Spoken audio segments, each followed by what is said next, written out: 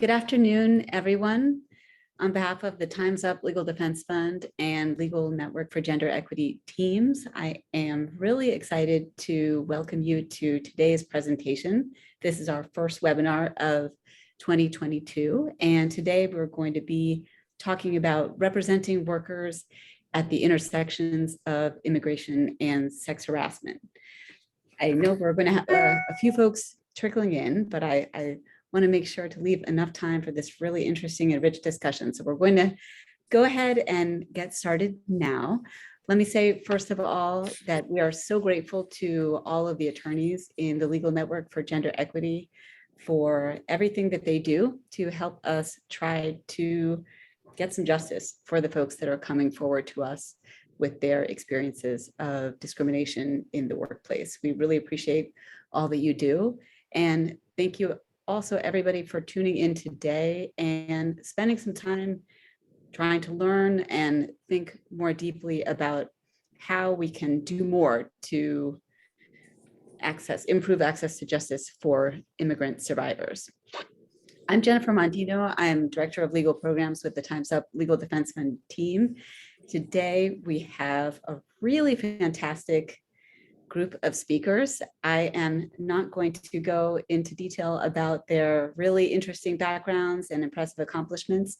I'll just tell you who we're going to be hearing today, but with the invitation to today's webinar, there was a document that has their biographies. I encourage you all to take a look at that, and that document will be available on our website with a recording of today's webinar in the coming weeks as well. So today we're going to be hearing from, I'll list them in alphabetical order, Jane Anderson, who's an attorney advisor with Equitas, Nora Cassidy, who's an attorney with Legal Aid at Work, Marissa Diaz, who's a senior staff attorney at Legal Aid at Work, Lata DeMello, who is co-director of Direct Services and Community Outreach. She's based in Iowa with Monsoon Asians and Pacific Islanders in Solidarity, and Leslie Orloff, who is a professor and director of the National Immigrant Women's Advocacy Project at American University, Washington College of Law.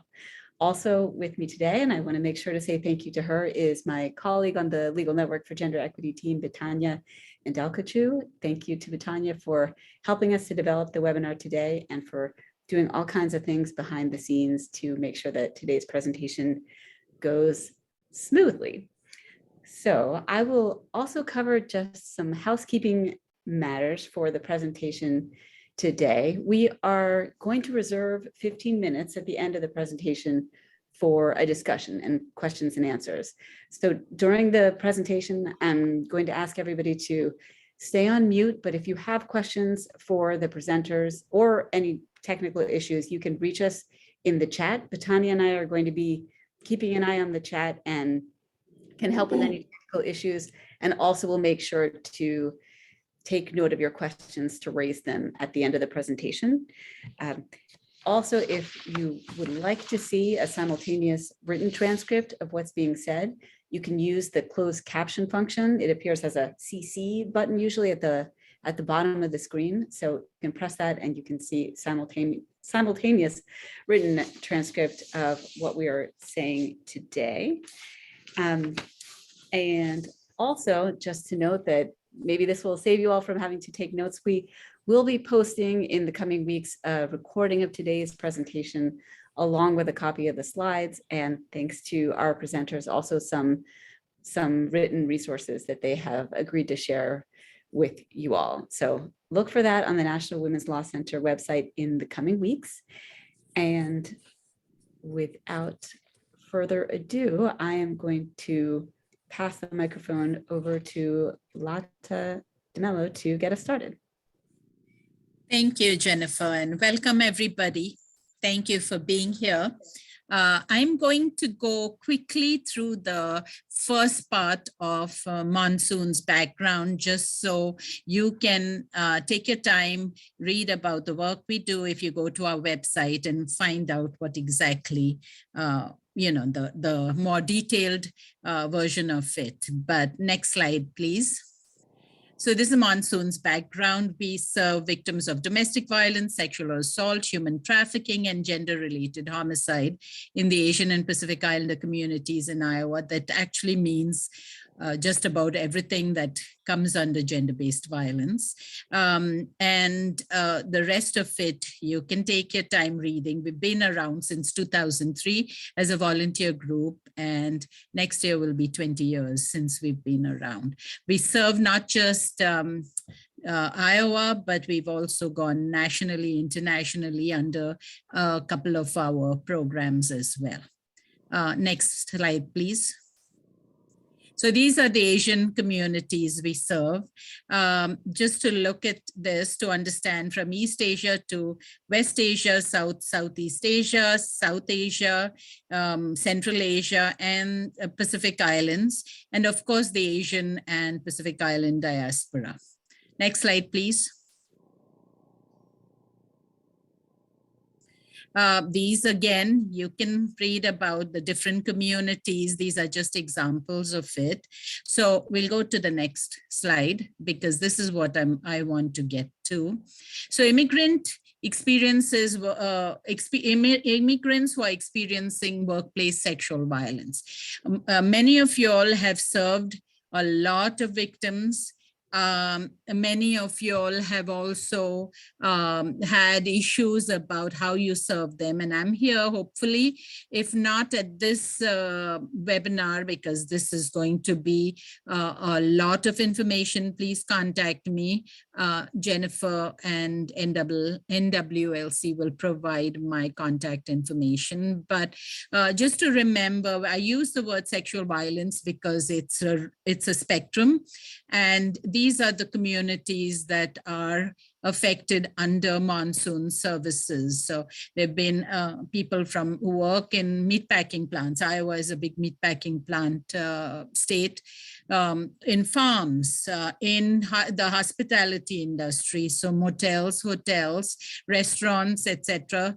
There's medical and healthcare sites, nursing homes, domestic work. We have people who are undocumented who work as domestic workers and who have been targeted for assault and discrimination. Educational institutions. I work out of a university town, and we have those situations as well. So we've had to work with Title IX offices, but also outside of. There's unlicensed entities such as pop-up massage parlors, for example, students on CPT, OPT, immigrants with H-1B visas. So just a broad range of victims. Some of them are hired through subcontractors. So here, lawyers, attorneys who are experts, legal experts would be able to provide guidance. A lot of them are vulnerable, as we all know. The job isolation and and there's lack of access to resources and the knowledge of these resources, and often the supervisors are the harm doers, and often these supervisors are also immigrants. Just to remember, it's not just immigrants, there's refugees and there's migrants.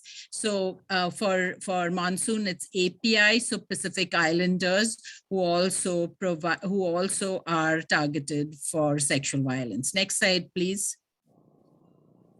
Victim experiences. I will go back to these later for supportive services, but these are the experiences victims have had. We again know all these. I don't want to, I know I have limited time, and I would like the legal experts to explain more about all the issues, but with the communities we've served, some of the examples are these situations where there is not just ignorance about their documentation or the resources and services, but also sometimes with people who are from very deeply spiritual communities. They actually believe in forgiveness. And that can become problematic when we provided, so when Monsoon provides services to them. There's also HR silence or unwillingness for HR to work with Monsoon, for example, who will say things like, we will handle it ourselves, between ourselves. There's law enforcement inaction because, there has not been documentation that law enforcement can act upon, and sometimes just absolute neglect, and that leads to prosecutors who don't care to process or to go ahead with a case because it's not a quote unquote sexy case. It's not an important case. Next slide, please. Monsoon cases. I'm going to, do I have enough time, Jennifer, or can I just go back to this later? I think you have enough time. Okay, so here's the cases that I can, these are some of the many cases, but most of the victims we work with are women, and they're women of color. So there's a combination of their vulnerability, so to speak, in terms of gender and of race and ethnicity. Cases of sexual, this was what I meant by police neglect, disinterest, prosecutors, of even a meatpacking plant that did not do due diligence, did not look at the person they'd hired who was a sex offender. I mean, it was easy enough for us to find it. And when we brought it to the notice of the police officer, basically they said, oh, he's quit, he's left. So that means the work was done. They didn't have to go and do anything. The prosecutor said, go back to the police, to law enforcement. And finally, the victim said, I've had enough of this. I don't want to deal with it anymore. And this was a victim who was new-ish to the community, was a refugee, didn't want to go further because it was traumatizing for her, as well as she had a family that was supportive, actually a husband who was really supportive and who said, we don't want to pursue this.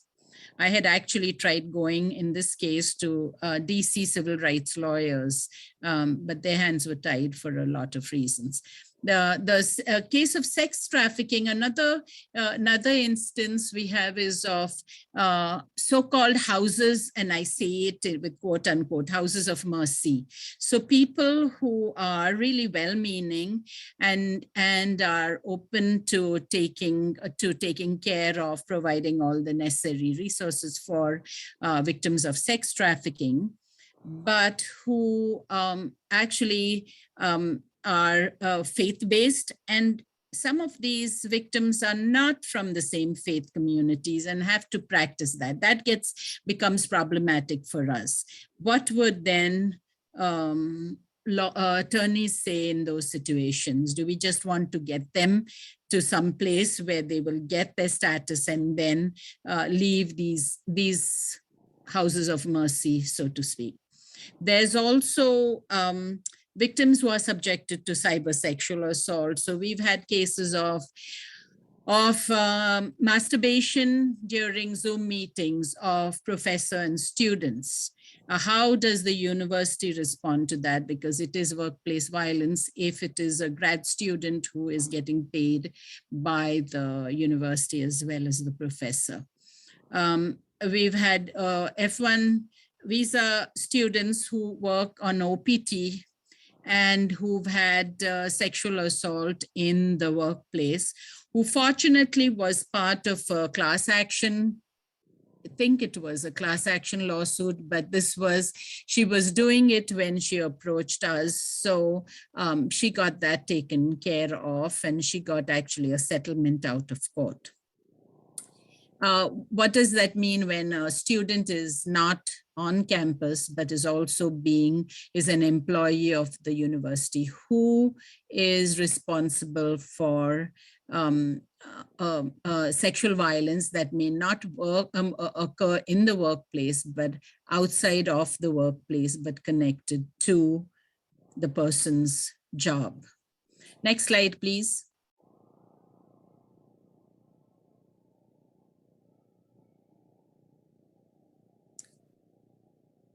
maybe I'm done for now. Thank you. Thank you, Lata, for just providing such critical context to the discussion and, of course, for all of your advocacy work. Thank you. My colleague Marisa and I are both workers' rights attorneys for Legal Aid at Work. I am based out of Modesto, California, and we want to spend the next about 20 minutes talking to you all about our experiences representing immigrant workers, as well as just some advice that we can provide for you all. And I'm just going to set my timer here because I don't want to go over. If you wouldn't mind going to the next slide, please. Thank you. And let's just even go to the next slide. Thanks. So as we're going to be talking, just trying to organize this in terms of the life of a case. And so beginning with that initial call that we get from workers, and we serve low wage workers. To me, the most important thing that I can convey in that initial conversation with a worker who may not have work authorization or is in a mixed status family is that their rights are the same as coextensive to those who are working with work authorization or happen to be born in this country.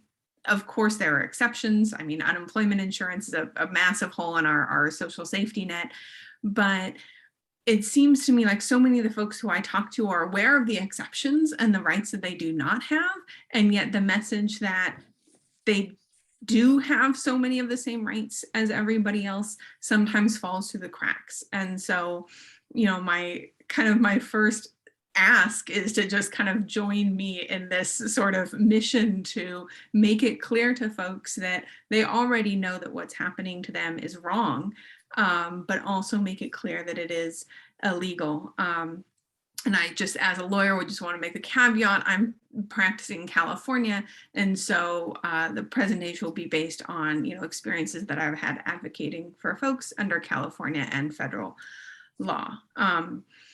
So when I'm providing this initial kind of conversation with folks, I just explain what their rights are, and then if there are any caveats based on work authorization, I just explain those without really getting into what the person's individual immigration status might be. But if we're going to start actually representing somebody, it really is important to know whether the worker has work authorization and if their employer knows whether or not they have work authorization. And it may already be very clear to you why this is important. We're going to be talking a lot more about that in the coming slides. If you could please go to the next slide. So one thing that obviously comes up for folks is immigration-based retaliation. It is something that we see a lot of. And so we're always explaining to workers that it is illegal, but it still happens. And if the workers, they're already here talking to us because the employer has been engaging in illegal practices to begin with, further illegal immigration-based retaliation may not be off the table. And so while we talk to folks about what it is and how we can help prevent it, or kind of the spectrum of options they have, some of which might be less risky than others, we think it's really important for workers to be able to speak with an immigration attorney. I, as a workers' rights attorney, am probably biased for workers like moving forward and advocating for themselves and workplace justice in ways that I don't even know that I am. And so it's really good for them to get an unbiased, very informed opinion on the risks associated with taking action, and also any possible, affirmative relief that they could take to adjust their status or just protect themselves from retaliation. So next slide, please. This is something that comes up in a lot of our cases, I mentioned, and so everyone in our office has had different ways of dealing with it, but we at Legal Aid at Work recently decided to create a much more formal approach to it. And I mean, you know, we wrote a document. There's now actually a written policy in place.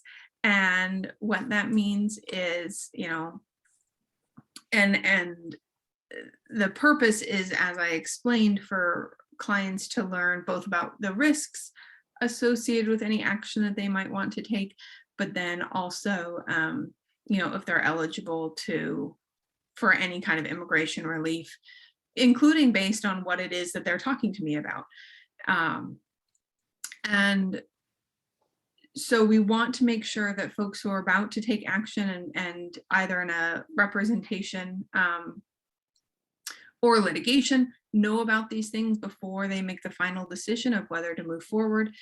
And we also just wanted to really equalize access to immigration attorneys for our clients. Previously, it was just kind of based on whoever their attorney at Legal Aid at Work happened to know. And so now we just created a spreadsheet. We had everybody put in their personal contacts of, you know, not like the front desk of a nonprofit, but actually like an attorney who works for an immigration nonprofit, who we know has experience working with immigrant workers, who knows the particular protections and risks associated with these intersections, and also private immigration attorneys who we've had, you know, experience with and good relationships with in the past. And notably, Legal Aid at Work has committed to paying for the consultation fee with a private immigration attorney if the attorney decides that this is something that the worker needs, be it because it's a lot faster than going through a nonprofit or because that attorney has some particular expertise. And so this is just one way that we're trying to ensure that all of our clients get what we have decided is a very important tool in their workers' rights case. And I will pass it to Marisa. Thank you, Nora. Good afternoon, everyone. So please go to the next slide. So I'm going to talk a little bit about kind of the broader context that we think is important to keep in mind also when we are contemplating bringing a case on behalf of an immigrant worker, and especially undocumented immigrant workers. And that is, you know, what's going on right now under any given federal administration. So under the Biden administration, as some of you might already be aware, DHS Secretary Mayorkas issued a memo on October 12th of last year, specifically addressing worksite immigration enforcement. Sorry, can you go back to the prior slide? And so this memo really represented a fundamental shift in the way that DHS is talking about its own role in potentially hampering or promoting workplace rights for immigrant workers. And the memo instructed everyone in the department to adopt policies that will encourage workers to come forward about workplace violations and cooperate in investigations of other agencies included about workplace violations. It also encouraged DHS to increase coordination between itself and federal and state labor and employment agencies. And then also importantly, it announced two immediate policy changes. One is the end to mass worksite raids, which is obviously very important. And then also it instructs DHS to consider individual workers' requests for prosecutorial discretion. Some of the other panelists will get more into details on the different types of potential affirmative immigration relief that might be available to immigrant workers. But for our purposes, this memo importantly recognizes that the Department of Labor has already submitted these types of requests to DHS, and it encourages DHS to continue to consider these. So next slide, please.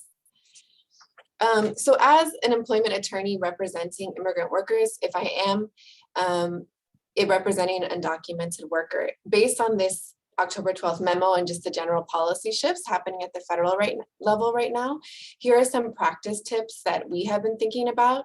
First is to consider whether it would make sense for your client in the workplace dispute to seek prosecutorial discretion from DHS.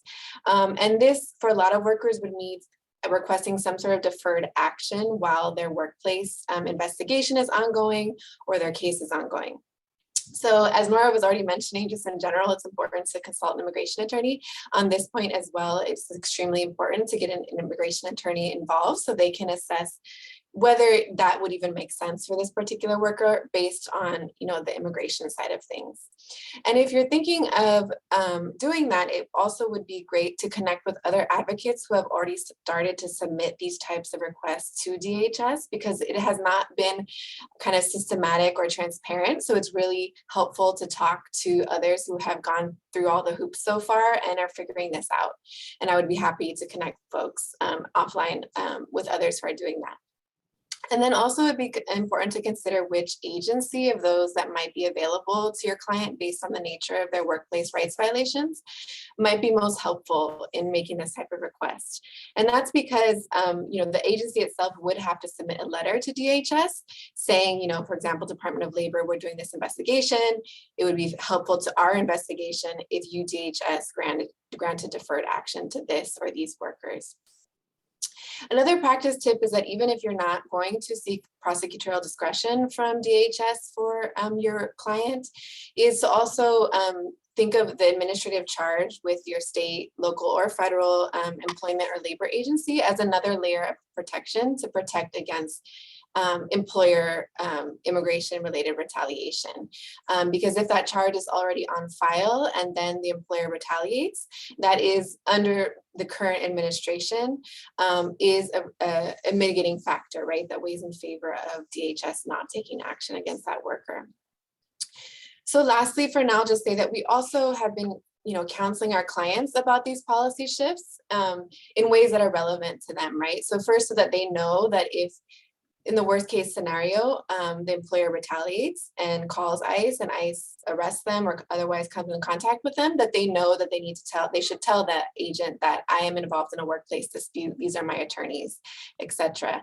And then we also provide our clients with a general kind of to whom it may concern letter that describes the case that is pending before whatever agency we filed it with, and also provides them our contact information. And then also if there is already an investigator assigned, you could include that information as well. It's kind of another tool in trying to protect against that type of potential retaliation. So next slide.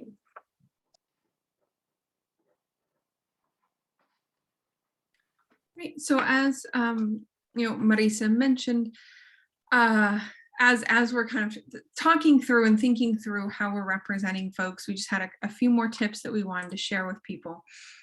One is just to understand that clients' intersecting identities are absolutely going to affect how they're approaching their workplace case, and they may be more hesitant to share information either with me or with like the government as a whole, information that is about themselves, information that's about other witnesses who happen to also be undocumented.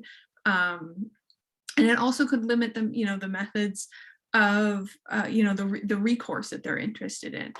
As Marisa mentioned, more formal actions can sometimes lead to better protections against retaliation, but some workers really are not interested in getting involved in a formal system in any way. And so as we're talking through with clients about what their options are, I think it's just very important to, of course, put the decision in their hands and to allow them to make as informed a decision as possible that is best for themselves and their families. And that's explaining the pros and cons of doing their own advocacy without ever making it clear that there is an attorney, behind the curtain, or doing a complaint with an agency like Cal OSHA that allows for the complaint to remain confidential.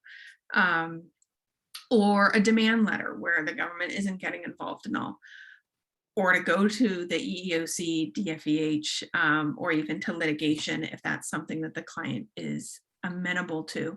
I also really have found a lot of great partnerships with community-based organizations. I'm sure like, Monsoon in Iowa, and we have a community organizer within our program who I work really closely with, and she's been instrumental in not only ensuring that our advocacy is supporting the grassroots efforts in our community, but also that those organizations are available to our clients, where we might be limited in what we can do based on what the client is looking for, but perhaps there are other options, or, collective action or other things that they can do with a worker center or with other folks who are in similar situations that would bring them the kind of relief that they're looking for. And then we've already discussed, I think, the other bullet points on the slide. And so I'll pass it back to Marisa to talk about if you are moving forward in a more formal fashion and are in discovery. Okay, thanks, Nora. So now we'll get into some issues that often come up in discovery if you are litigating a case on behalf of an immigrant worker, or someone the defendant perceives to be an immigrant worker, and especially undocumented workers. So first, as we know, immigration status is not relevant to liability under Title VII, under state anti-discrimination, workplace laws, or other labor and employment laws in general, aside from, as Nora mentioned, that unemployment insurance gap. But defendants will often try to make it relevant. So it is really important to be prepared for this, for you to be prepared and for you to prepare your client for this. And this can come up, for example, in written discovery or in depositions.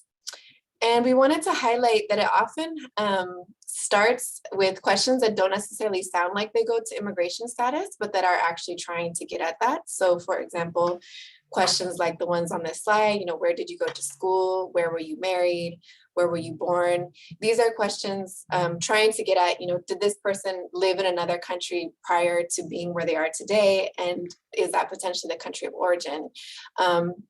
So in terms of written discovery, objecting on grounds of relevance, that is not relevant to the statutory coverage, grounds around avoidance of annoyance, embarrassment, or oppression, or that the benefits are outweighed by the burdens, and we simply wouldn't answer those types of questions, and especially also obviously questions that go directly to immigration status and work authorization.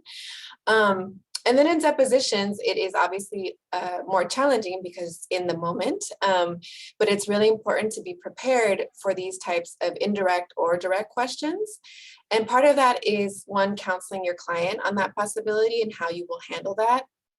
And then also making sure that you have a protective order, a motion for a protective order ready in case you do need to stop the deposition and file that. And so the way that has come up for some of my colleagues is, on these kind of more indirect questions, you can, object on relevancy, ask the defendant's counsel to explain what the relevancy is and get those objections on the record, and then make a judgment call about when you need to start actually instructing your client not to answer questions.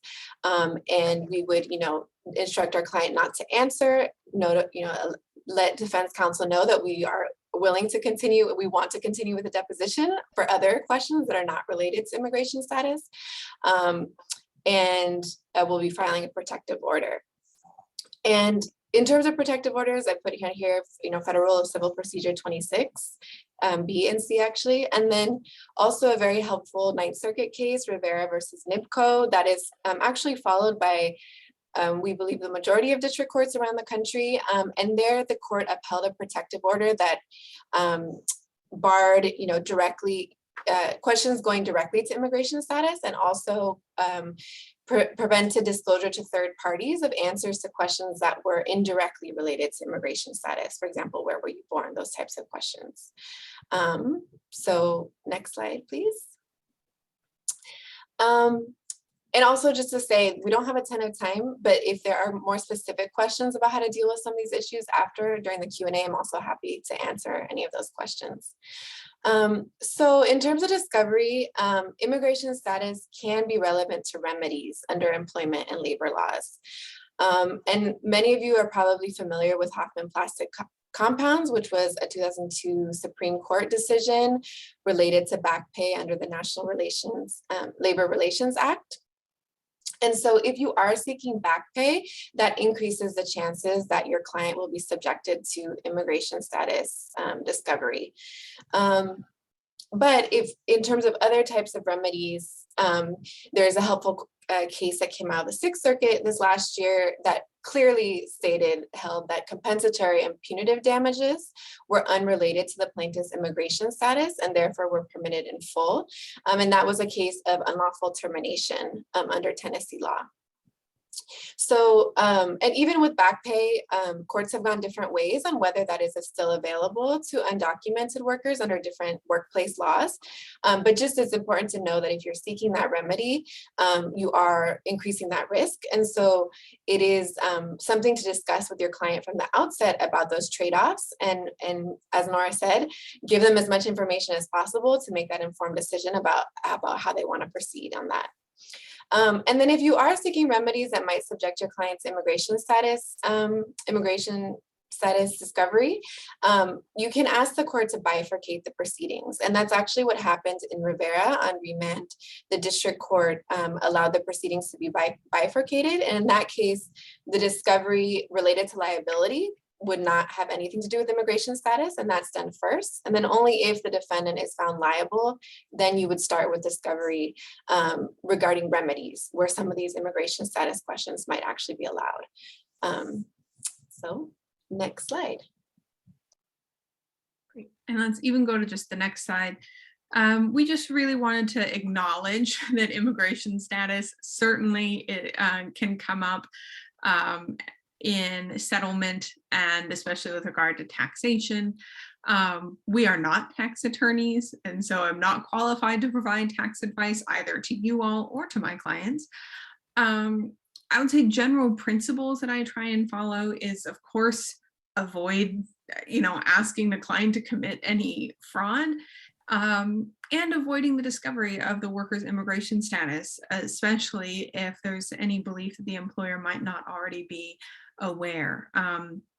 Verifying early on if the worker has an ITIN, and maybe speaking with an immigration attorney if they don't, about whether they would be interested in getting one, as that can certainly make things easier and can increase the amount of money that they can get back. We also, there's always the option of having the money sent directly to our organization, for instance, or paid directly to us, so that if the worker does have an ITIN, they can fill out a W-9 with their ITIN and only have it seen by our organization, as opposed to the employer seeing it and realizing that this number is different than the Social Security number that they had previously been working under. And I think otherwise out of time, I think the last thing I just wanted to mention is that for some of my clients who have previously been working under the table and just receiving cash, I find it really important to make it clear early on, and maybe a couple of times, that any money that we get is going to be subject to taxes. And so they just may not be as accustomed to having, a lump sum and then having it kind of drastically reduced by taxes. And so even if they were owed a certain amount and normally were paid that in full, even if we were able to recoup that money, it would now be subject to taxation, and they would see less of it. So I will leave it there and pass it to the next speaker. Thank you so much. Happy to be here and happy to have an opportunity to follow up on the great groundwork that the other speakers have given. I'm going to talk about, in the 15 minutes I have, about forms of immigration relief available to immigrant workers. And then I'm going to pick up on some of these discovery and some of the VAWA confidentiality issues and talk about particularly when you have employers using immigration-related threats to intimidate workers, talking about giving you some information about what the chances are that that your undocumented immigrant client may be removed from the United States right now based on current policies. So starting, the two major forms of relief that I'm going to talk about are the U visa and the T visa. First of all, and the other thing you should know is that there's resources as well at the end of these slides, particularly on kind of which path an immigrant worker takes to immigration status has a direct impact on their ability to access public benefits, state benefits, or unemployment benefits, or federal public benefits. And I have some slides at the end that you can see. I'll just show them to you quickly, and you can take them as a resource when you get the materials. And I also want to say it is exceptionally important, picking up on what one of the other speakers said earlier, that finding attorneys who can represent almost all of these U visa cases and T visa cases are filed with the assistance of an attorney or an accredited rep. And I need to, when we're talking about private attorneys in particular, it's really important about how you find them. And through the example that Legal Aid at Work gave about people that they know, you can't just send an immigrant worker to a random immigration attorney that doesn't have experience in Violence Against Women Act, T visa, and U visa cases. They will end up not getting the relief they need. And so it's really important that it's really important that they go to somebody that has that expertise. And we have a directory of programs state by state that I think we'll make sure is shared in the resources with you so you can look those up in your state. And that includes both nonprofit places, low bono organizations, and private attorneys that have experience working with NGOs that the NGOs are aware of. But anyway, the U visa, for those is for qualifying victims of qualifying criminal activity who have been, are being, or are likely to be helpful in the detection, investigation, prosecution, conviction, or sentencing of the criminal activity. And all kinds of workplace-based, there are lots of workplace-based activities or actions or harms to workers that fit within the rubric of what's covered by the U visa, and I'll show you that in the next couple of slides. They have to have suffered substantial physical or mental abuse as a result of the victimization. And what's important here in the employment cases is sometimes it might be easier to prove. For example, the certifier might want to check off victim witness tampering, for example, or obstruction of justice. But the victim's ability to prove substantial harm from obstruction of justice as compared to the attempted sexual assault or the sexual harassment, there's a big difference. And so checking off the sexual assault related offenses is super important, even if the government agency might be proceeding on obstruction of justice. And that the other thing that's important is that work authorization is now being made available much sooner for U visa victims. So identifying the U visa victim, getting them to somebody who can assist with their immigration case, and getting their case filed as soon as possible puts them on a faster path to legal work authorization. Currently, it's like 4 to 5 years, and it should reduce dramatically due to new bona fide determination processes at USCIS over the next year or so. Next slide, please. These are the U visa covered criminal activities, and they're in different, the ones that occur in the workplace more are the ones in red and in blue on this list. But you'll see there's all kinds of criminal activities that can occur in addition to the sexual violence that your client may be experiencing. Next slide, please. And what's also important is that many of these same criminal activities fall under, we have a set of tools that we're going to be giving you in the materials that deal with state labor-based crimes and where they intersect and include elements of U visas, because sometimes, and so they're a guide for you. These 2 slides and the materials will help you figure that out so that you can get certifications in a case for forced labor around all of the criminal activities that are occurring to the victim. Next slide, please. This is the second part of that. Next slide, please. The other form of immigration relief that immigrant survivors are likely to qualify for are the T visas, and that's for trafficking victims. And the reason this is particularly important is there are many times, lots of times victims will be identified initially as a victim of sexual harassment or sexual assault. And people will be thinking about the U visa. And as you work more closely with that victim, you may actually discover that she's a victim of human trafficking. And that is incredibly important to do where you can, because human trafficking victims get much quicker access to immigration relief, much broader access to public benefits, and much more support generally in terms of services available. They're treated much more like refugees. And so it's important to try to identify trafficking wherever it may be occurring, even if you already know that the person you're working with is a victim of sexual assault or domestic violence. And so trafficking, to qualify for a T visa, you have to be a victim of severe form of human trafficking. I'll go over that definition in a minute. They have to be physically present in the United States on account of trafficking, which could mean, it doesn't mean that the trafficker had to bring them across the border. It means that they were, their movement was controlled in some way by the trafficker.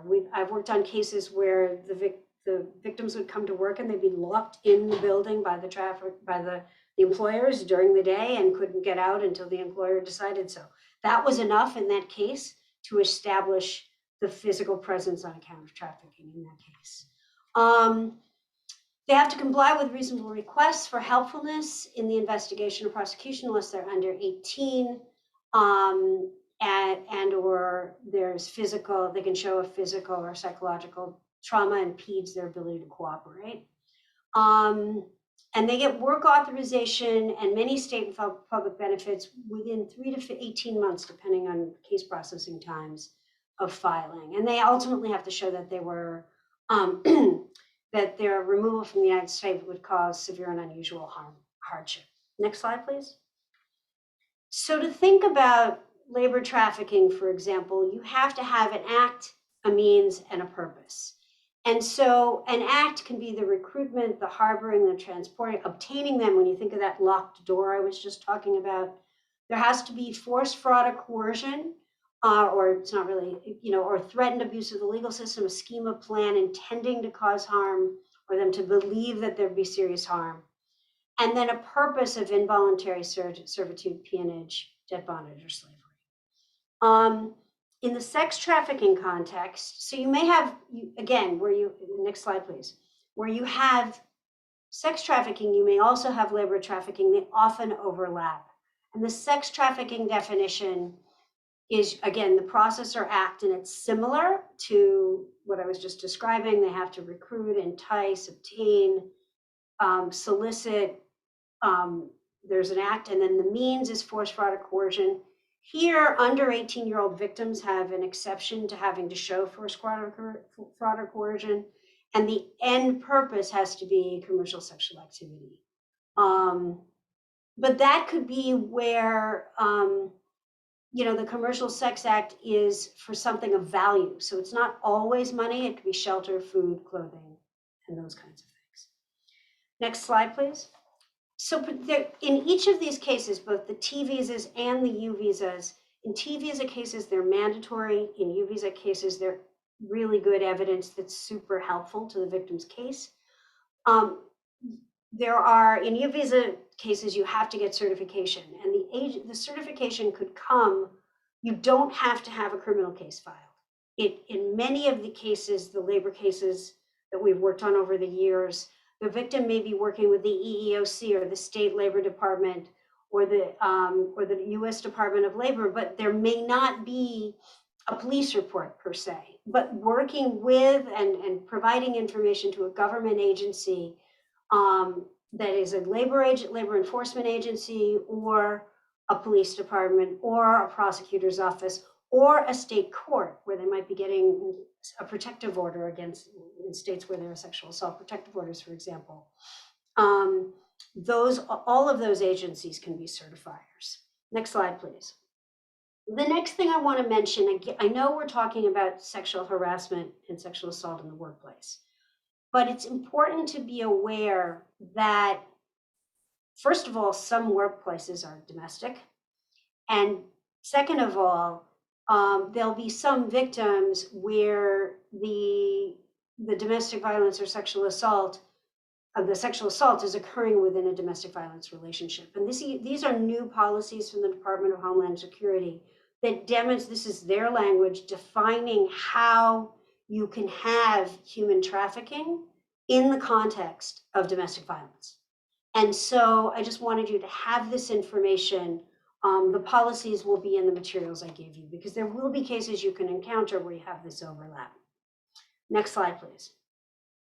So the next thing, and so, right, so what's really, as I said earlier, what's important to, when you can identify human trafficking in addition to sexual assault, you can get victims greater first of all, the immigration relief comes faster. U visas can take up to 5 years to get work authorization. Trafficking victims usually get them in under 2, sometimes under 1. And they get some immediate protection from deportation that I'm going to be talking about next. But they also get, and there's materials at the end for you, we have a public benefits map, and trafficking victims get greater access in all states. California happens to be a state, for example, where filing a U visa or a T visa gets people access to state-funded public benefits. That's unusual. In most other states, trafficking victims get much more access to public and state-funded public benefits than U visa victims. Next slide, please. Oops. Are we missing one? One slide back, please. Oh, that's weird. Okay, I'm missing a slide. So before I go to the next one, before we go here, or while we're coming here, you can leave this up on the screen. I'm going to talk briefly about VAWA confidentiality. And then I will make sure that the materials on VAWA confidentiality are definitely included in the materials that we provided you.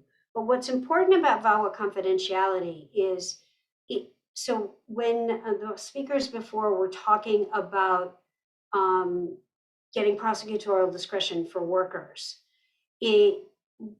that prosecutorial discretion doesn't necessarily, even if workers get deferred action, doesn't have the same confidentiality protection and privacy protections and discovery strength, I guess you could say, than if a victim files a VAWA self-petition, a U visa, or a T visa. Victims who begin the process of filing VAWA T and U visas get protection from deportation. They can't, if the work, let's say the employer tries to call and turn the victim in retaliation for them seeking help based on the workplace violence, it precludes the Department of Homeland Security from relying on those tips.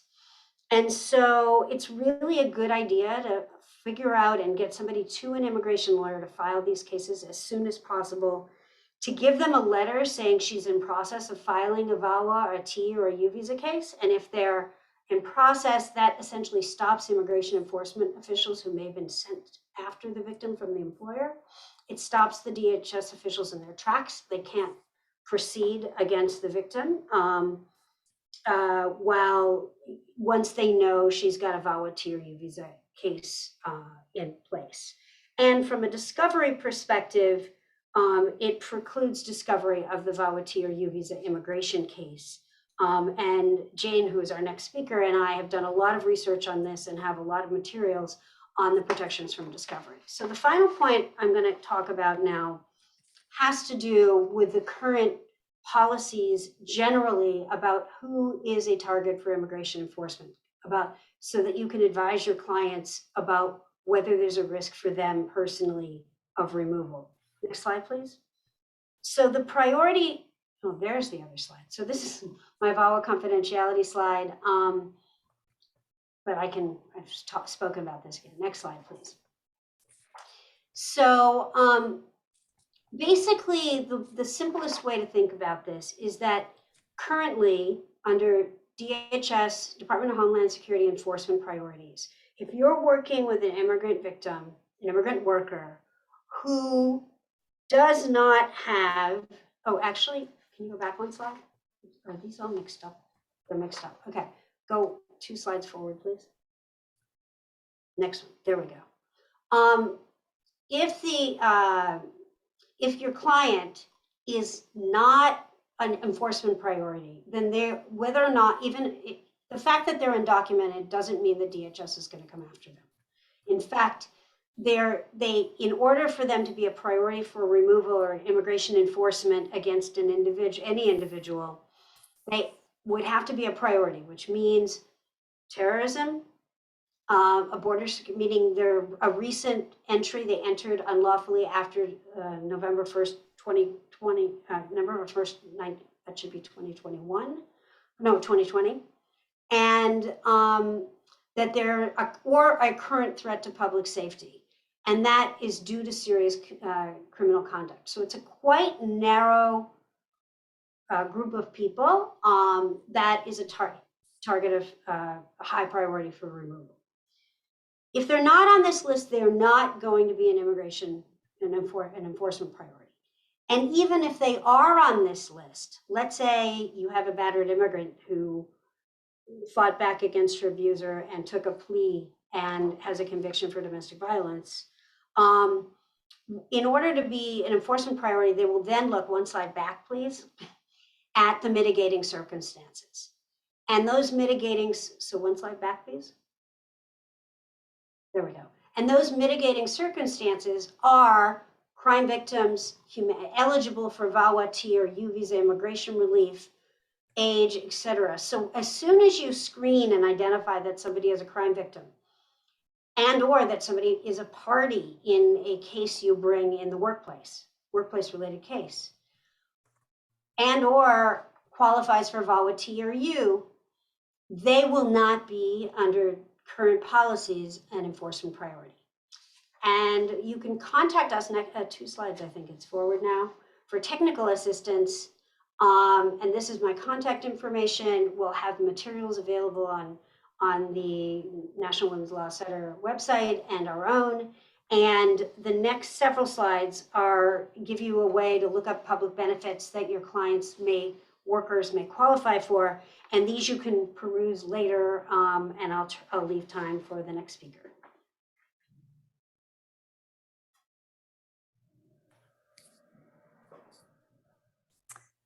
Hi, everyone. I'm Jane Anderson, and I'm an attorney advisor with Equitas. And as you can see from the next slide, we are funded through various federal and private grants to provide, hopefully, really innovative, informed, and practical strategies to anyone whose work intersects with the criminal justice system and crimes such as domestic violence, sexual violence, stalking, and human trafficking. And you'll see from the next slide that we do that in a lot of ways, including trainings like this, resources that are on our website, as well as one-on-one consultations. So anyone out there that has a case that intersects with the criminal justice system, as well as civil, immigration, family, we're available to help you and support your work through case specific, I don't know, just being a sounding board, research, whatever we can do for you. Next slide. So I wanted to touch on a couple of pieces that people have been talking about, but how they might intersect with a case where there's also an active criminal prosecution. And most of those are going to be your issues involving discovery and due process, some pretrial and trial strategies. So when we talk about due process and discovery, it's really this heightened ethical obligation that prosecutors have. And that's to provide anything that's relevant, material, exculpatory. Typically, a victim's request for some form of immigration relief, as Leslie was talking about, a U visa, a T visa, continued presence, even deferred action, that would be seen by the court as something that is exculpatory. So it does need to be provided in discovery as part of statutory discovery obligations or due process. But what is turned over is usually limited to the certification form itself, communications with the attorneys, and other things that would already be discoverable, such as police reports and photos. Now, that doesn't mean these things are all going to come into court during the criminal prosecution, but it does need to be provided. Next slide. So what I'm always working with law enforcement and prosecutors are really afraid of these cases because immigration can be such a hot topic, and they know that the defense is probably going to try to spotlight this about the entire and make the entire case about that. And so when I am trying to alleviate those concerns, working with prosecutors and law enforcement, I tell them, first things first, don't try to sterilize your case, because immigration is likely going to come up anyway. So let's figure out how it actually plays an important part in the prosecution. So turning it a bit around and start thinking about, were there threats of deportation? What is the underlying power dynamic? Was immigration used to control the victim? Is it part of the force, fraud, and coercion that's an element of a trafficking case? Or was it used as witness intimidation to try to prevent the victim from coming forward, from seeking help through either the criminal justice system or any other system? So when you look at your cases like that, you typically do find that a victim may have been identified for exploitation because of their status, or they may have been exploited through their status, or they may not have come forward. And we know delayed disclosure is something that juries wonder about. Well, immigration may be a reason why that happened, and we can explain it in court. Next. So these are some examples, right? Why did the offender choose this victim? Was it an element of the case itself? Or is it a way that the offender tried to escape detection? Next. So it's kind of this idea of turning perceived challenges into strengths. So this is one of my favorite things to do, talking with prosecutors and law enforcement, is like working through this type of thing of how can you present this to a jury, because we know jurors are probably going to be impacted when the victim's immigration status comes out in court, as it very likely will, especially if they've sought some sort of immigration relief as a result of their victimization. Next. So some of the things you can do is sort of preempt this through our motions in limine, our pretrial motions.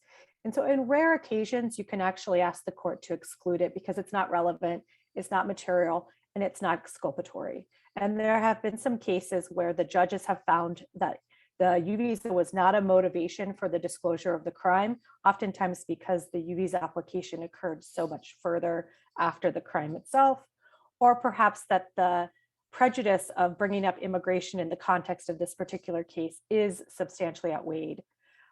That prejudice substantially outweighs the probative value, which is very limited. More often than not, it's going to come up, and we're really talking about how to limit it and how to use it as part of the prosecution case. And we can do that by asking the court to enter into evidence other bad acts of the offender.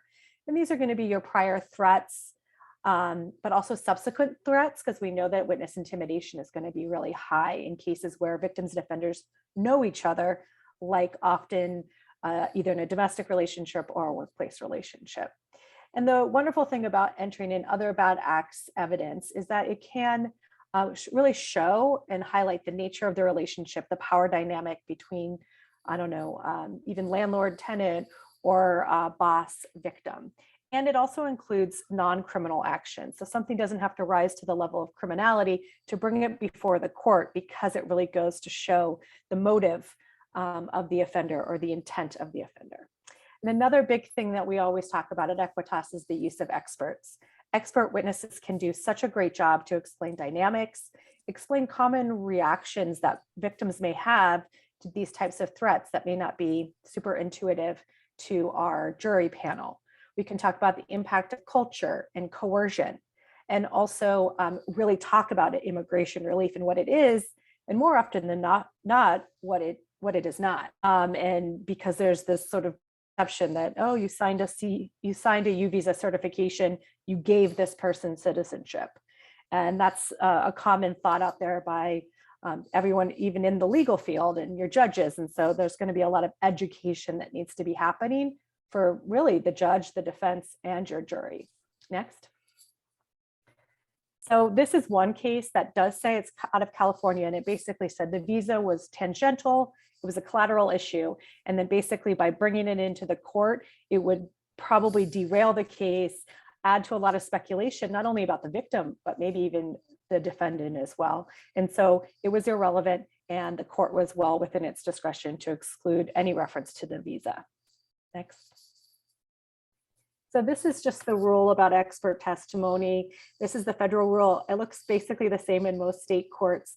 And the only thing I wanted to highlight here is that it doesn't need to be a professor. It doesn't need to be somebody with a lot of letters after their names that qualifies as an expert. It's oftentimes really effective experts, maybe people on the ground that are working with immigrant populations and understand those dynamics and have the experience, the knowledge, and the skill. Because really the bar is low. We're looking at who has the specialized knowledge that can help the trier of fact, the judge or the jury, determine or understand the evidence. Next. So this is a couple of places where we can find experts. We do a lot of training in this regard at Equitas. And this, again, the caveat being that we're not asking the expert to work on the case. This isn't the victim's attorney. This isn't the victim's shelter worker. This is usually somebody else that just has educational information for the judge. And we refer to this as blind expertise, kind of avoid some danger areas with expert witnesses and testimony when you use somebody in that form instead of somebody that's directly related to the case. Next. So lots of trial strategies I want to squeeze in here. Jury selection and expert witnesses. Typically when I talk to prosecutors, that's the two biggest factors of positive impact on their cases involving immigrant victims. So we talked a little bit about the expert witness and how they can educate, but we can start doing that in our jury selection as well, using other jury members and people on the panel to talk about their experiences. But this can be tricky, and because jury selection varies so widely around the country and sometimes between courtroom to courtroom within the same jurisdiction, this is really a place where Equitas can give that one-on-one consultation, depending on, what does your judge allow and not allow. But no matter what the parameters of jury selection are, your key pieces, your key goals of that are to demonstrate leadership in the courtroom, to establish that trust. So when the jury is looking for, what was the law or who should we look to, they're looking at the prosecution because there's this trusted leadership. But you also want to uncover biases. And that's tricky when you have jurors that have biases, some trying to hide their biases, others just wanting to get out of jury selection, to be frank. So it's an idea of how to sort of subtly get to that point where you can uncover biases, and at the same time starting to instill empathy to victims that may be undocumented, manage expectations that your victim may have been working without documents, may have entered the country through smuggling, or may have even committed crimes while in this country as a victim of trafficking. So you've got to be doing all of this at the same time while educating and hopefully introducing a theme and theory of the case. So I often will start the conversation with the jurors talking about, who in our communities are vulnerable to folks that want to exploit or take advantage of. And you'll get people that immediately say like women and children. But if you dig a little bit deeper, you can get your jury to actually tell you not only who is, ripe for exploitation. So they may not immediately get to immigrants. They may talk about people with mental health challenges or that have substance abuse disorders or that are experiencing homelessness. And then you can talk about, well, why are these folks particularly vulnerable? Or why would somebody, want to exploit them? And they might start talking about, well, maybe they think they won't be believed if they go to the police, or that they would never even go to the police because they don't trust the police. And those sorts of themes will be very easy to make an analogy with cases involving immigrant victims who may not be comfortable going to the police or disclosing, or who they feel won't be believed. So those are some really basic strategies of jury selection. And next slide. So with your victim, I think a lot of people have sort of mentioned how important it is to work with them and really in a trauma-informed way, because there's a lot of fear, there's a lot of trauma, and there's a lot of just not understanding the system. So the more you can talk with them and the more you can alleviate or minimize some of those barriers and fears, great.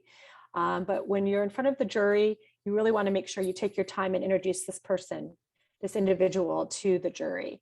You want to eventually recreate the reality of that crime, and you can do that in trauma-informed interviewing techniques.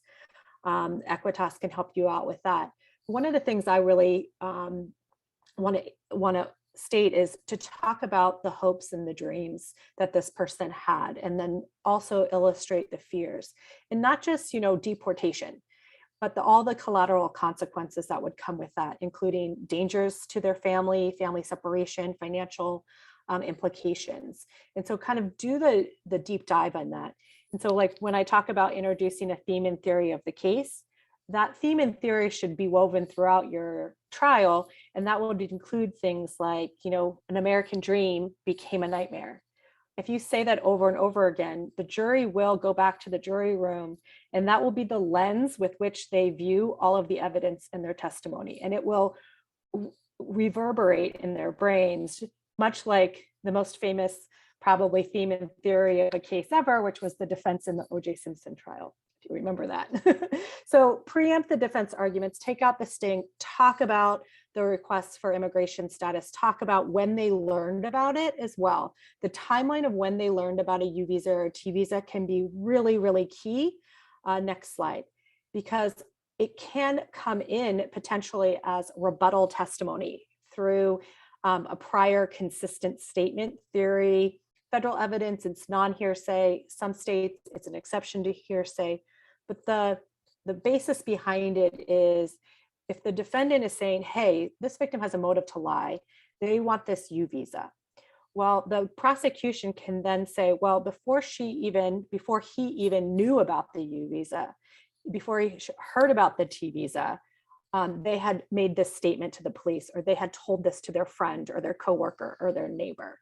And so you can bring in this prior consistent statement to rebut that allegation, whether overt or not, that this victim is here lying to get this immigration. But it's important to be able to establish that timeline so you can make the argument that this is a prior consistent statement that was made before the motive, the perceived motive to lie appeared.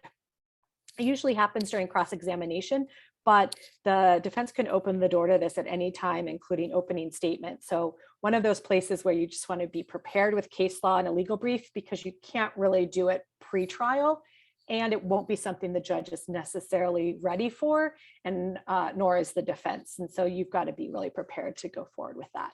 And next. That's my information. I welcome everyone to reach out. We've got a lot of resources and I'm happy to help. And that's it.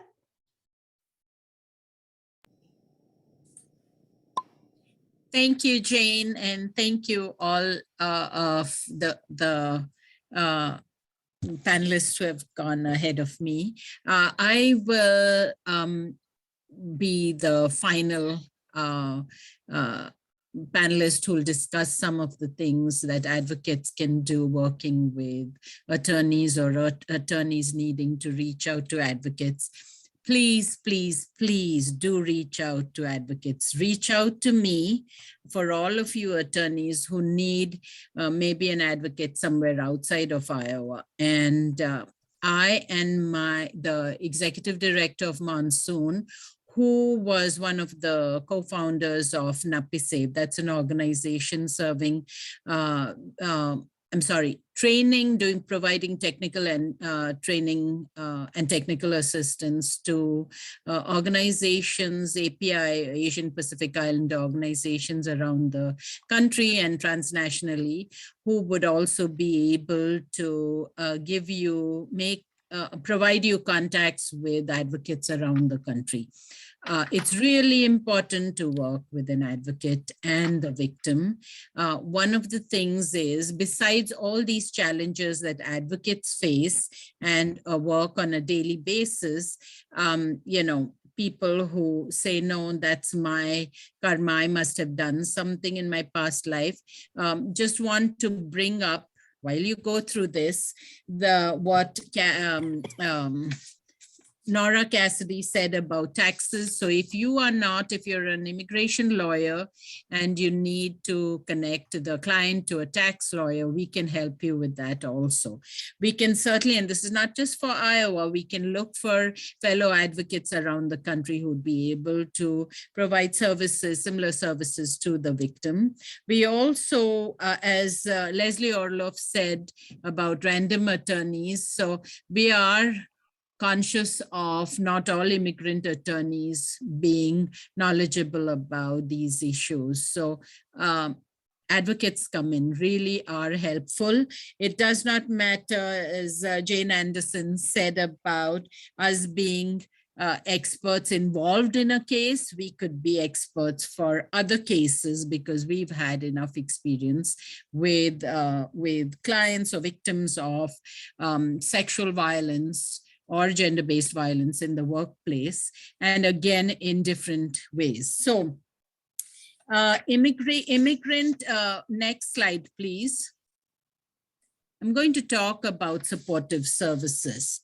So just to understand that we are not, Monsoon, for example, is not a mandatory reporter. Out of Monsoon came NISA. It's a organization, Monsoon helped incubate it. It's an organization serving African victims of gender-based violence, and some of whom are also female genital cutting victims. So what does that mean if immigration, if they are here, and it may not be direct workplace violence, but it could be immigrant sexual assault. How do immigrant attorneys handle that? And that's something that we can help you direct you to the right advocate. So the advocate's presence is really important to build that, to be the bridge between the victim and the client and the attorney. So feel you don't have to go around knowing the personal and political histories of immigrant victims. You will learn that on the job, in a sense, through an advocate, but it's really important to have that connection. So on that, the third bullet point says to seek community collaborations on providing like holistic services. So advocates will look, say for example, you're looking for assistance for a victim with a T visa. What does that mean when a victim does not have housing or have financial service, financial aid support, does not have status to get medical services or public benefits? So these are things that we want you to be conscious of. I also, explaining victim rights, I've worked with victims and clients who are so traumatized, they often forget what's happening or what has been told to them. So repeat. Also try to change the way you share that information, because we are advocates also are not legal experts. So trying to convey that information to a victim is important for advocates to understand also what exactly the legal process is, what it entails, how is it updated over time. So those are things, because a case might go on for months, for years, and to make sure that a victim is not, does not give up is really important for us. Next slide, please. Yeah, so this is why I brought that up. Ensure a victim has an advocate. So if you are unable to reach out to Monsoon or me, or the executive director of Monsoon, Mira Yusuf, please contact state coalitions for referrals. State coalitions against domestic violence, state coalitions against sexual assault will guide you to an immigration, to an organization that works with immigrants and refugees. Again, be conscious of when Monsoon, for example, came about because mainstream organizations were not equipped to handle the needs of immigrants, refugees, and migrants. And that's kind of why organizations that serve immigrants, migrants, refugees are really important to work on these issues. Also, while we are not interpreters, we serve a lot. We do a lot of interpretation. As I said, we are the in-betweeners between a client and an attorney. So often that kind of becomes our job, as long as everybody knows that it is not a court approved or certified interpretation.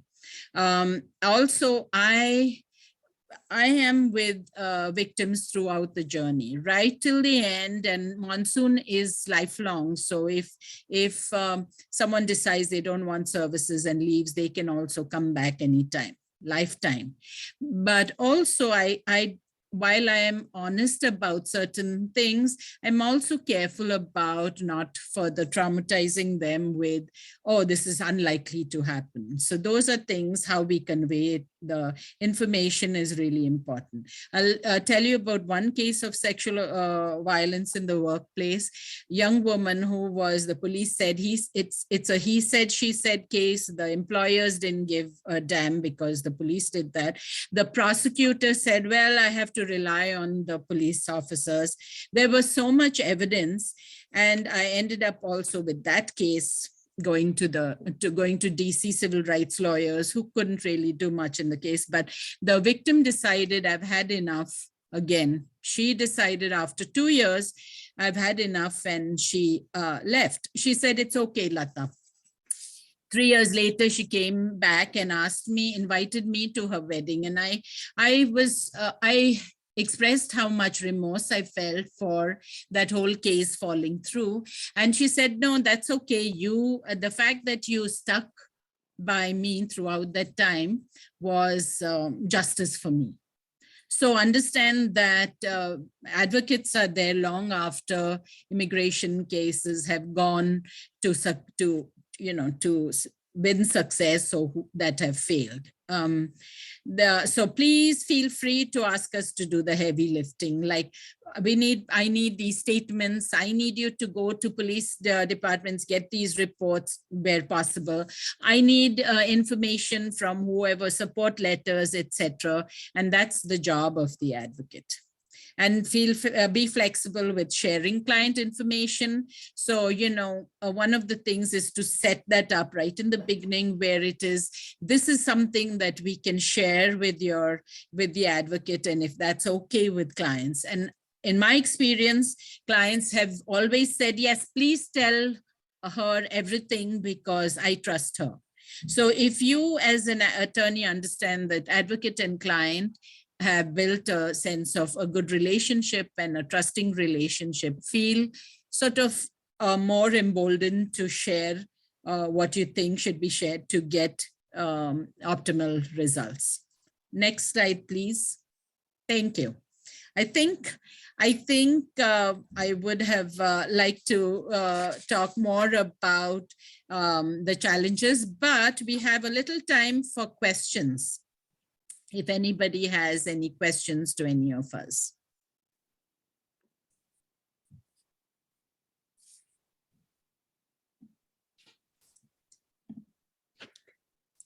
Well, first of all, thank you all for those fantastic presentations.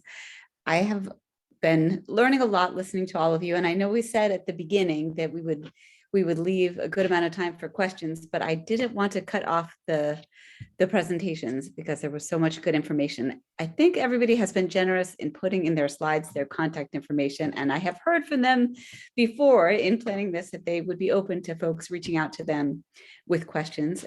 You have contact information for the Legal Network for Gender Equity on that last slide also. If you have questions for us, or if you want to be put in touch with the presenters, feel free to reach out to us also. One way is by email to legalnetwork@nwlc.org.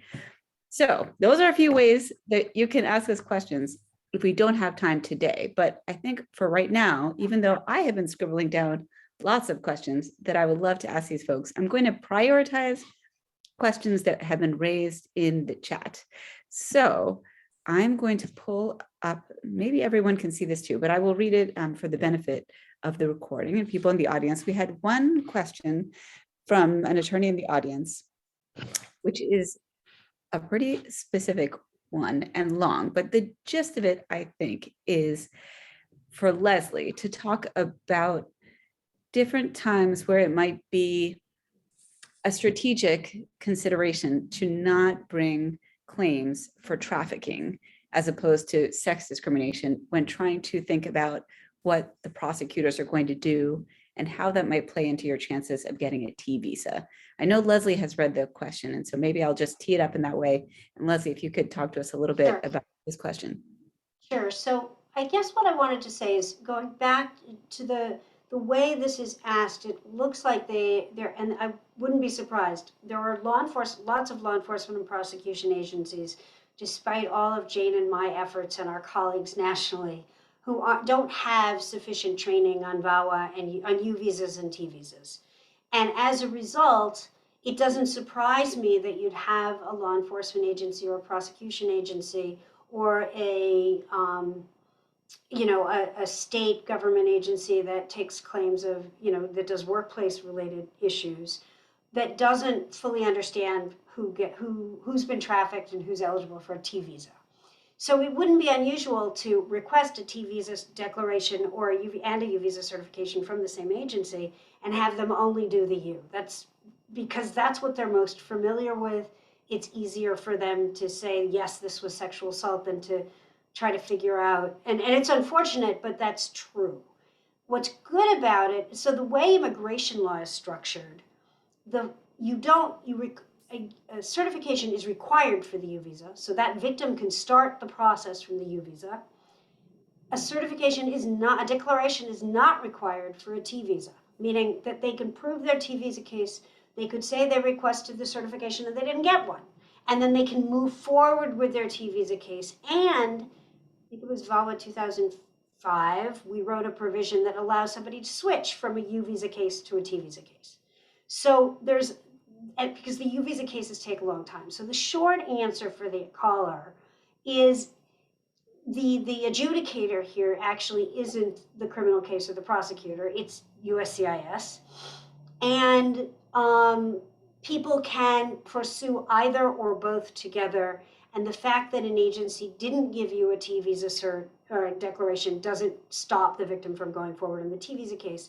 And it doesn't necessarily mean that the T visa case won't be approved. So that because that individual agency might not have understood or be able to detect the trafficking. And sometimes they're going forward with a sexual assault and not a trafficking case. So they'll only certify the U visa case, not the T visa case, thinking they have to be bringing a case against the trafficker in order to sign a T visa declaration, which is also not true. There's a lot of misinformation and misunderstanding out there. Jane, anything you want to add to that?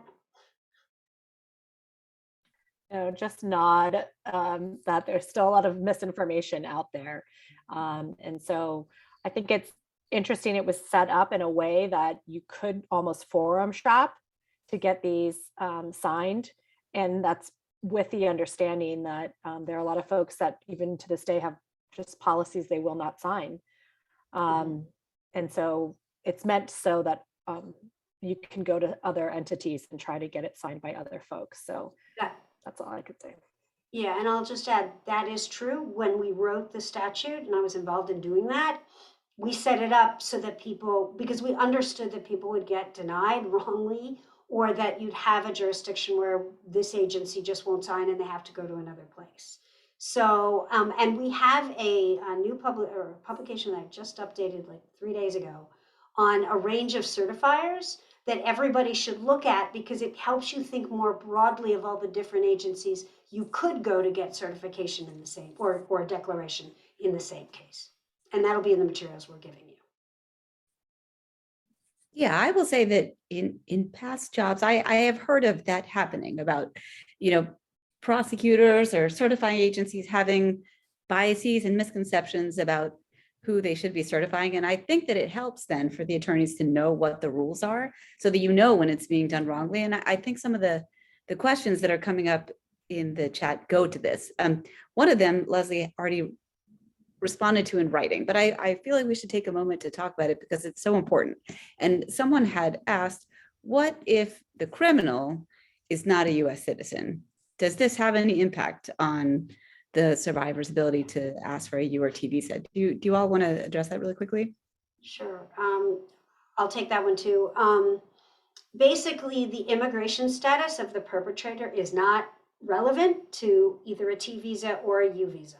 The only case it's relevant to is what's called the VAWA self-petition, which are the domestic violence and child abuse cases, where the perpetrator is the US citizen or a lawful permanent resident spouse or parent. So I think that's where the confusion comes from, because the earlier type of relief was the one where it turned on the perpetrator's status. But for U visas and T visas, it has no relevancy. So you could bring a case without regard to what the status of the perpetrator is. I want to quickly add something about Pacific Islanders. That's why I kept saying migrants. I've had immigration lawyers well-versed in VAWA, U visa, T visa, who apparently do not know that PIs of Pacific Islanders don't really require any of those statuses because they come on a different status over here they don't need green cards, they are work permit holders, they could apply for citizenship later as others do. So I'm not sure about the intricacies of it. I'm not a legal expert, but just to be mindful of those things to find out more is really important for immigration attorneys. They do have I've worked with victims who have had labor and sexual trafficking in those communities, and that's a separate issue about how to address it when it comes to, relief for legal recourse. Lada's point is really good, and that is you will have immigrant workers that you're working with who have legal status. Mm-hmm. So some will have legal status, some may not.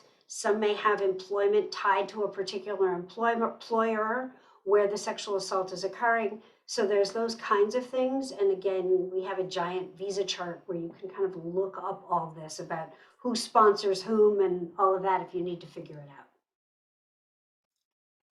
Yeah, thanks for all of that. And sometimes you might have discrimination or retaliation happening in the workplace because of people's perceptions about their immigration status, right? That they may be inaccurate, but it's affecting the way they get treated in the workplace. I'm going to bring up another question that somebody raised here in the chat, which is, again, for Leslie. I don't mean to be picking on you, but you're getting a lot of good questions, Leslie. The question is, if you could go over again, what is a qualifying crime for a U visa? Okay. Well, I don't have the slide handy, but there are like 25, 26 of them. So I like to talk about them in terms of buckets. There are a range of crimes that are related to sexual assault or domestic violence or child abuse. But there's also things like abduction, holding people hostage, blackmail, extortion. All of those things could be happening in employment-based cases. And I've seen them happening in employment-based cases. You can see false imprisonment, felonious assault, fraud in foreign labor contracting, involuntary servitude, peonage, perjury, slave trade, all of those different kinds. I mean, there's a broad list, and they're broad. I like to think about them as broad categories because what they may be called in an individual state or titled in an individual state will vary, and it includes attempts and solicitation or a conspiracy to conduct these same activities. So it's quite broad. There have been employment cases that the EEOC has handled where an employer essentially was standing behind a glass door with an erection. He didn't like touch the victim, but he was, showing himself behind the door as like an attempt of a threat of what was going to happen to them. So you have all those kinds of things that could be covered.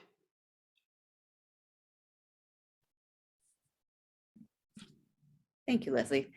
Okay, I am seeing that we are at time and I want to be respectful of everyone's time. Like I have said at the beginning and in the chat, the recording of today's presentation, along with the slides, along with some materials that some of our presenters have shared, all of that is going to be posted on the National Women's Law Center website in the coming weeks. I dropped a link in the chat to where it will be. You can also check out recordings and slides from our past webinars. A huge thank you to our speakers for all of their fantastic presentations today, and also for being generous in giving us their contact information so that folks can reach out to you all with questions, maybe as Lata said, to get connected to community-based advocates or immigration attorneys. I really urge everybody to take advantage of that very generous offer, because these folks are an incredible wealth, treasure trove of information. And thank you everyone so much for all that you do in the Legal Network and for joining us today. Take good care, everybody. Thank you.